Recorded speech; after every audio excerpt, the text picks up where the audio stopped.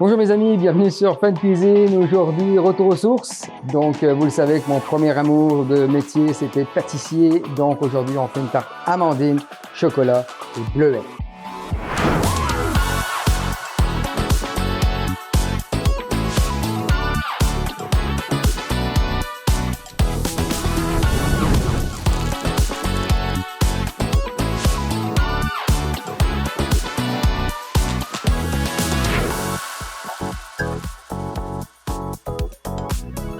Alors, comme vous le savez, lors de la présentation, j'ai parcouru beaucoup de sphères à travers ce métier de l'alimentation. Dans mes premiers amours, la pâtisserie, chocolaterie. Alors, petite anecdote là-dessus, comment que ce métier m'est venu à l'âge de 14 ans et demi, rendez-vous compte. À l'époque, en France, c'est vrai que peut-être c'était pas pareil, une autre époque, comme on dit. Hein. Donc, qu'est-ce qui s'est passé pour que la pâtisserie vienne me titiller un peu l'esprit? Lors d'un échange scolaire, je pense quelque chose en secondaire 3, 4, quelque chose comme ça. Le hasard a fait que le correspondant que j'avais, on faisait un échange scolaire, donc moi, habitant de la Savoie, j'accueillais un petit Breton de Bretagne, naturellement, et à mon tour d'aller chez lui. Et là, son papa était pâtissier, chocolatier, glacier. Et lors de la première ou deuxième nuit, son laboratoire, son atelier de fabrication était en hauteur, dans la maison d'à côté, mais j'entendais du bruit. Ayant déjà le sommeil léger, du haut de mes 12-13 ans, je me dirigeais vers ce laboratoire. En France, on appelle ça un laboratoire. Étant donné que c'est de la chimie, de la pâtisserie, fait que ça fait classe d'appeler ça un laboratoire. Et là, j'ouvre la porte. Qu'est-ce que je vois? Tous ces gars et filles, je pense qu'il y avait 2 filles, qui étaient en train de travailler, de produire de la pâtisserie. L'odeur m'est venue, je me suis senti comme le petit rat de Ratatouille. Vous savez, quand il rentre dans la cuisine, là, puis ça a été exactement le même impact. Je me suis dit, c'est ça que je veux faire. Et donc, je suis rentré, le papa de mon ami m'a dit, mais qu'est-ce que tu fais debout? Il est 3 heures du matin, mais tu vas être fatigué. Et là, je voulais pas. Je dis, non, je veux voir, je veux comprendre, qu'est-ce qui se passe? Alors, il m'a mis un pinceau dans les mains et il m'a dit, tu vas napper les tartes. Mettre de la bricotine dessus, vous savez, mettre du brillant sur les tartes. Et c'était le premier mouvement, le premier contact que j'ai eu avec la pâtisserie, avec tous ces gars. J'ai nappé des tartes jusqu'à peu près 4-5 heures le matin. Je suis retourné un peu me coucher. Le lendemain matin, j'étais pas très en forme, mais rempli des rêves et d'espoir. Et ce qui a fait de moi un pâtissier chocolatier durant toutes ces années. Donc, j'affectionne particulièrement ce métier, étant donné que c'est les sources d'inspiration qui sont venues m'alimenter venant de Bretagne. Donc, voilà, ceci étant dit, comme à l'habitude, cette belle tarte amandine, on va faire le tour des ingrédients ensemble pour voir un peu qu'est-ce qu'il en est, c'est quoi qui fait que cette tarte est extraordinaire. On fait le tour ensemble des ingrédients. Alors, nous allons, bon, a priori, ça prend des amandes, ça prend, voilà, ça le dit dans le titre. Mais, ce que l'on va faire, c'est une crème d'amande, en fait, pour qu'elle puisse cuire dans un moule à tarte, que j'ai déjà abaissé. La pâte à tarte, on prend 250 grammes de pâte à tarte de votre choix, ou une recette que vous avez, ou tout simplement les capsules que je vais donner sur les pâtes de base. Donc, tout connaître sur les pâtes de base, aussi bien feuilletées que sablées, que sucrées, que levées feuilletées, toute une série de pâtes de base. Donc, mais pour l'instant, procurez-vous 250 grammes de pâte. On met ça dans un moule à tarte de 24 cm de diamètre. Alors, les recettes, les équivalences seront en description sur les recettes, comme à l'habitude. Donc, comment qu'on procède ça? À l'aide d'une mixette ou d'un robot mélangeur, on va mixer ensemble le beurre préalablement ramolli, donc température ambiante, avec du sucre. D'accord? On peut prendre un sucre, le sucana, ce que j'appelle sucana, c'est un sucre de canne, non raffiné, non blanchi, de telle façon à ce que, naturellement, qu'il y ait un impact positif sur la santé, parce qu'on sait que les sucres raffinés sont pas les meilleurs. Donc, un sucre, là, il est mixé, en fait, en l'occurrence. Donc, du sucre à équivalence de poids, de la poudre d'amande, d'accord, des œufs.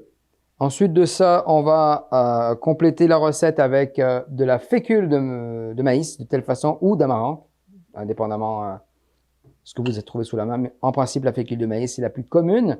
Donc, pour donner un petit peu pour tout simplement saisir un peu, pour donner un peu le gélifiant, je dirais, naturel pendant la cuisson avec les œufs et puis la fécule. On va y mettre de l'essence d'extrait d'amande amère, naturel, d'accord, et de l'extrait de vanille naturellement. Bon. Ensuite, une fois qu'on aura étalé cette belle masse de pâte, en fait de crème, on va y parsemer de pépites de chocolat noir. J'emploie un chocolat noir 70% d'amertume, très bon pour la santé, antioxydant, vous savez un peu les vertus du chocolat, antidépresseur quand on dit le chocolat. C'est simplement que ça crée une euphorie de bonheur, donc on n'a pas envie de déprimer quand on mange du chocolat, croyez-moi. Donc voilà. Alors pour la tarte amandine au bleuet, ben, ça va prendre une chopine de bleuet. Et puis ici, il y a un coulis de petits fruits. Je vous dirai par la suite à quoi il va servir. Mais pour l'instant, on va assembler cette crème d'amande ensemble et la mettre dans un moule préalablement foncé, c'est-à-dire la pâte est déjà dans le moule. On va la sortir tantôt. Elle est au froid pour accueillir cette crème. Ça va mieux pour étaler à l'intérieur. J'ai déjà au préalable fait chauffer mon four à 350 degrés Fahrenheit. Donc, on va être prêt pour enfourner. C'est quelque chose qui est très simple, qui est très rapide encore. Et puis, je vous dis, c'est à tomber par terre. Amandine. Juste le nom, il est charmant. On regarde ça ensemble. Alors, on assemble cette crème d'amande ensemble. En premier, le beurre. Un beurre doux, en passant. Un beurre salé aurait très bien fait également. Le petit goût salé ou demi-sel, peu importe. Intéressant. Il y a assez de sucre pour que la prédominante soit sucrée. Mais le petit goût un peu subtil d'un beurre salé, c'est très bon.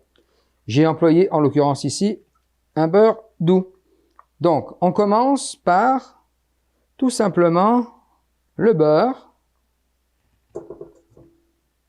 Voilà. Suivi du sucre. Suivi de la poudre d'amande. Voilà. Et de la fécule. Donc, tous les ingrédients secs, en fait, on les mélange ensemble. On va déjà former une pâte au préalable, une mousse, une crème au préalable, avant d'incorporer un à un les œufs et d'y incorporer un peu de volume dedans pour que cette crème monte, soit aérée et soit douce. Voilà. Donc, comme je vous disais, avec une mixette, ça fonctionne très très bien. Voilà, j'ai mon petit robot, donc j'aime bien employer mon petit robot. Alors, on a fait une crème d'amande ici. On aurait très bien pu faire une crème de noisette, c'est-à-dire de la poudre de noisette. C'est extraordinairement bon ici avec des noisettes torréfiées. On fait sa poudre et on procède de la même affaire. Ça peut être un truc super intéressant. Donc, vous voyez, une espèce de pâte amalgamée. C'est là que nous allons pouvoir, à vitesse réduite, incorporer nos œufs un à un et laisser prendre un petit volume de l'ordre de 1 à 2 minutes, pas plus. L'extrait d'amande, l'extrait de vanille, donc on finit par les liquides.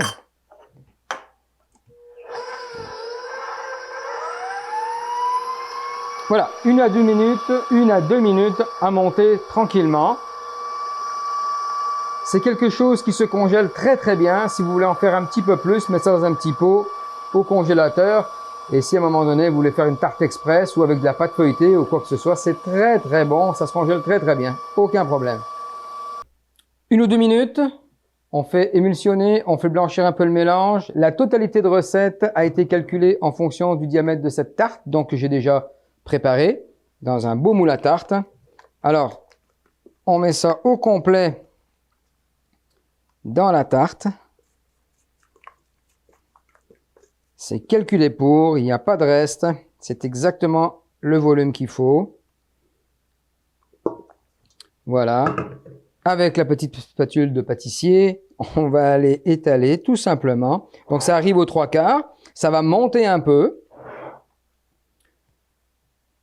Étant donné qu'il y a des œufs dedans. Donc quand ça cuit, ça va comme coaguler et ça va monter en tant que tel. Voilà, tout simplement. On tape un peu comme ça. On enfourne directement le moule sur la grille, de telle façon à ce qu'il y ait une bonne conduction de chaleur et que le fond soit cuit parfaitement. Donc, on va cuire ça environ 40-45 minutes. Alors, la cuisson de la tarte a pris 45 minutes, tel que signalé au départ. Belle cuisson, blondinette un peu, le dessous est bien cuit. Vient le temps de la terminer et puis de la dresser, naturellement, pour vous faire voir un petit peu comment qu'on dispose les bleuets dessus. Vous le savez déjà, je le sais, mais j'ai peut-être un petit truc pour vous. Donc voilà, elle a été démoulée parfaitement avec un petit peu les... On voit que les chépites de chocolat ou le chocolat 70% dessus a fondu, c'est incrusté dans cette pâte-ci. Elle se tient relativement bien quand même, hein. C'est une pâte qui se tient très très bien, regardez. On est capable de bouger pas mal avec, mais tout en restant fragile et croustillante. Donc, la façon dont on va procéder pour mettre les bleuets dessus, ce qui s'est passé, c'est que j'ai fait un petit coulis de fruits rouges au préalable. Tout simplement à blender des fruits avec un petit peu de sucre, tout simplement. Et là, vous obtenez un coulis. Ce coulis, ce qu'on va faire, on va le mettre au complet dans les bleuets, ce qui va faire en sorte que le bleuet va se glacer, va se napper de cette brillance et en même temps de ce coulis goûteux qui va donner un apport judicieux à cette tarte-là. Donc, on a juste à brasser de cette façon. Voilà. Et une fois que le mélange est fait, on a juste à tomber ça sur notre tarte, comme ceci. Voilà.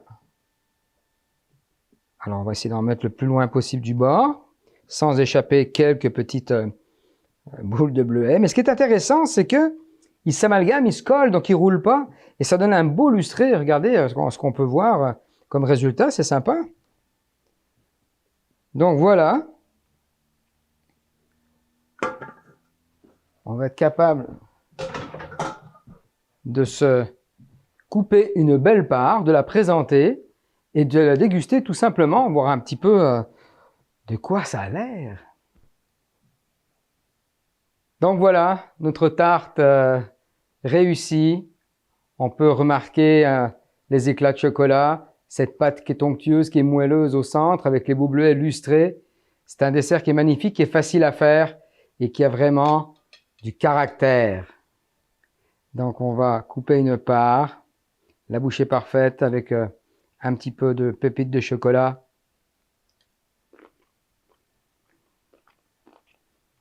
Incroyable. Ah, c'est du bonheur.